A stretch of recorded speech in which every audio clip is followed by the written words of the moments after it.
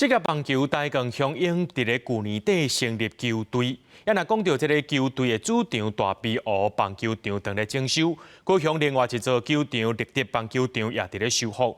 不过最近有居民反映讲，这球场的4颗连凳是真垃圾，甚至钢筋生鲜，根本就无亲像伫咧完工的型。烦恼讲这工程会搁再拖落去。经发局表示讲，立德棒球场按算5月完工，未来会成做职业二军球员的培训场地。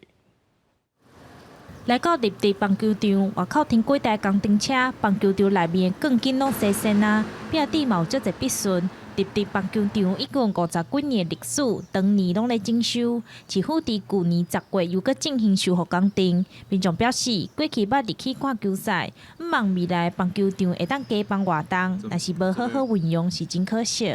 足久就有啊，我细汉的时阵，读高中的时阵就有这个棒球场啊，是捌入去看比赛看一遍。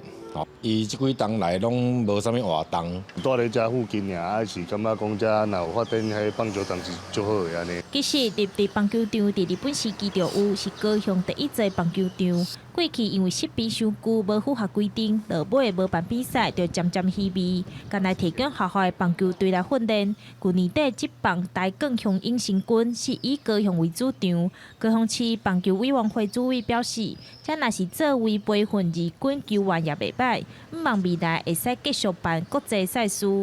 国军球员的培训是好的啊，是加分的啊，因为因为是以前无场地通好互咱二军的一寡选手来培啊。内外野草皮的部分，还有防撞垫，包含室内空间的空调，也都在我们这一次的计划改善范围内。高雄顶青湖的棒球场4月就要整修完成。文化局表示，立德棒球场整修的工程按算5月嘛会完工。未来正做3级棒球、社区棒球的训练，也提供二军球员的培训。记者张义辉、邱昭勇高雄报道。